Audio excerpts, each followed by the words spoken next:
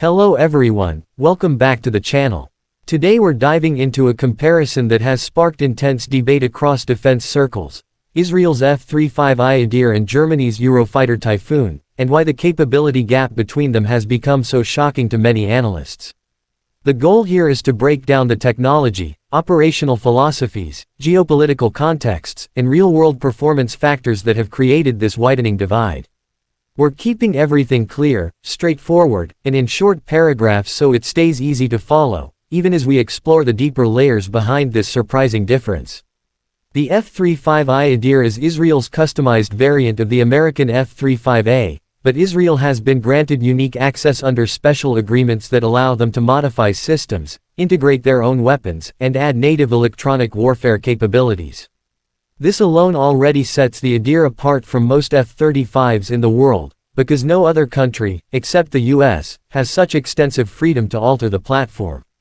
Meanwhile, the German Eurofighter Typhoon remains one of Europe's premier air superiority aircraft, known for raw speed, maneuverability, and advanced sensors, but it lacks the stealth and deep integration architecture of the F-35 family. And this difference in design philosophy is the first major reason the performance gap is growing faster than many expected. Where the Typhoon was built for dominance in traditional air combat, the Adir was designed from the ground up to win before the enemy even knows it's there. Stealth, sensor fusion, and battlefield networking are the core pillars of the F-35 platform. Israel's modifications amplify these strengths, especially in electronic warfare, making the Adir not only hard to detect but extremely difficult to jam or deceive.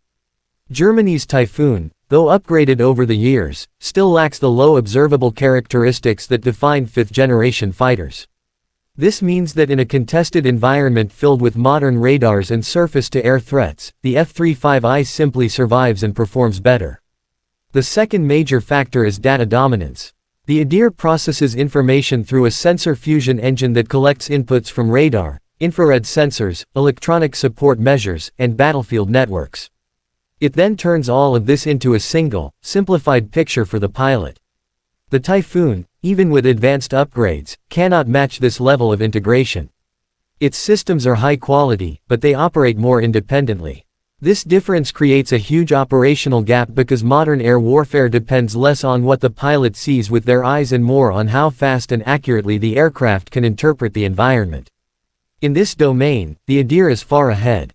Another key reason the gap is widening is mission flexibility. The Typhoon is primarily optimized for air-to-air superiority and later adapted for ground attack roles. The F-35I, however, was engineered to perform strike missions deep inside hostile airspace from the start. Its internal weapons bays, stealth coating, and electronic warfare suite give it unmatched survivability when attacking fortified targets. Israel has enhanced this further with their own munitions, allowing the Adir to use specialized air-to-ground weapons that integrate seamlessly into its mission systems. This gives the aircraft a unique advantage in regional operations, where precision and stealth determine mission success and survival. Israel's combat experience also plays a massive role. Few nations operate fifth-generation aircraft in real combat scenarios as frequently as Israel. The Adir has reportedly conducted several air operations that tested its stealth capabilities, its ability to strike high-value targets, and its resilience against modern air defenses. These experiences lead to rapid iteration and upgrades, meaning the aircraft evolves based on real-world lessons. Germany's Typhoon, while widely respected, does not operate in the same type of high-threat environment, which means its combat testing is more limited. Real combat accelerates capability gaps faster than simulations ever can. A major factor shaping this difference is geopolitical urgency. Israel faces immediate and complex regional threats, prompting them to push the F-35I to its limits and invest heavily in modifications. The Typhoon, meanwhile, is part of a broader European defense structure that balances budgets, political interests, and multinational cooperation. This slows modernization efforts. Even though Germany invests billions into defense upgrades, the Typhoon's architecture is older and less open to deep reconfiguration compared to the Adir. This structural limitation ensures that even with new radars, new weapons, and advanced avionics, the Typhoon still cannot match the F-35's ability to evolve at the same pace. Stealth technology is arguably the most significant point in this comparison. The F-35 was built for stealth from the beginning. Its shape, coatings, internal systems, and exhaust design all contribute to low observability. The Typhoon was never designed as a stealth aircraft. While engineers have reduced its radar cross-section over time, it remains fundamentally a fourth-generation design with a larger radar signature. In a modern battlefield where detection equals vulnerability, the F-35I's ability to remain hidden is priceless. This alone gives the Adir a huge tactical advantage in both defensive and offensive missions. Electronic warfare capability is another area where the Adir dramatically outperforms the Typhoon. Israel is world-renowned for its EU technology, and the F-35I incorporates Israeli-developed electronic warfare suites that override, supplement, or boost the jet's original American systems. This creates an aircraft capable of jamming enemy radars, deceiving missile systems, and collecting electronic intelligence all at once. Germany's Typhoon has strong electronic attack options, especially after modernization packages, but the system isn't as deeply integrated into the aircraft's core architecture.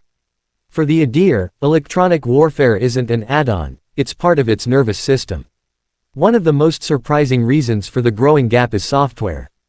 The F-35 program is built around continuous software evolution, meaning the aircraft's capabilities grow through updates rather than major physical changes. Israel's variant receives updates but also develops its own software layers, giving the Adir customized abilities that many countries can't replicate. Germany's Typhoon relies heavily on hardware upgrades and standardized European development cycles, which take longer and are more costly. Software-based capability growth is exponentially faster, giving the F-35I an expanding advantage every year. Industrial strategy is another angle rarely discussed. Israel prioritizes autonomy and self-reliance in its defense technology.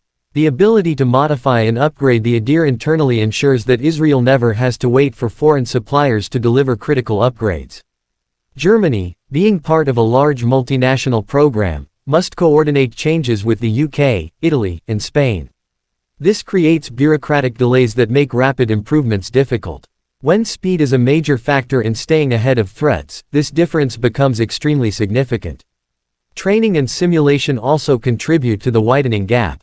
The F-35I benefits from some of the world's most advanced training environments, combining live aircraft, virtual battlefields, and AI-based simulation models. The jet's helmet system, which displays 360-degree real-time information, allows pilots to train in scenarios that replicate real combat more accurately than any previous generation. The Typhoon's training systems are strong but not as deeply integrated with the aircraft's sensors and mission systems, making training scenarios slightly less representative of future warfare environments. Maintenance and readiness offer one more important comparison point. The F-35 was criticized early for high maintenance costs, but Israel's customized logistics systems and operational experience have given them an edge in maintaining a high mission-ready rate. The Typhoon fleet in Europe has historically struggled with availability issues due to cost, part sourcing, and multinational coordination. Aircraft capability doesn't matter if it's not ready to fly. The Adir's readiness improvements give Israel a consistent operational advantage. Another major reason the capability gap has grown is network warfare. The F-35I is essentially a flying command node. It can collect data, share it instantly across platforms, and act as a battlefield coordinator for other aircraft, drones, and ground forces. The Typhoon lacks this degree of networking capability. While it can communicate effectively with allied forces, it cannot serve as the same kind of multi-domain operations hub. In future conflicts where information dominance decides outcomes, the F-35I's networked abilities are extremely powerful. Cost also plays a role in shaping expectations. Many assume the Typhoon's higher maintenance and upgrade costs compared to the F-35 must be justified by superior performance in certain areas. But the reality is that stealth, software, and integration matter more than speed or maneuverability in modern warfare. Even though the Typhoon can outperform the Adir in raw kinematics, speed, climb rate, agility, those advantages don't outweigh the benefits of stealth and sensor fusion. This leads to a misconception that the aircraft are comparable when, in fact, they are built for completely different areas of combat. Public perception is another interesting factor. The Typhoon has long been regarded as one of Europe's top fighters, and for good reason. Its performance in air shows, exercises, and international deployments is impressive. But the F-35I belongs to a new generation of combat philosophy, one that prioritizes invisibility, electronic dominance, and data control over traditional dogfighting. This difference isn't always obvious to casual observers, which makes the Adir's superiority feel more shocking when analysts break down the actual capabilities. The regional environments in which these aircraft operate further widen the gap. Israel's neighbors possess increasingly modern air defenses, drones, and missile systems. This requires an aircraft capable of penetrating dense threat networks without being seen. Germany operates in a much safer region where the primary mission is deterrence and alliance commitments. As a result, the Typhoon's strengths are aligned with European defense needs, not high-risk precision strike missions. This difference in operational focus amplifies the divide between both aircraft over time. Another critical factor is weapons integration. Israel has developed numerous indigenous weapons optimized for stealth aircraft. These include advanced precision-guided munitions, loitering weapons, and air-to-surface missiles designed to fit inside the Adir's internal bays.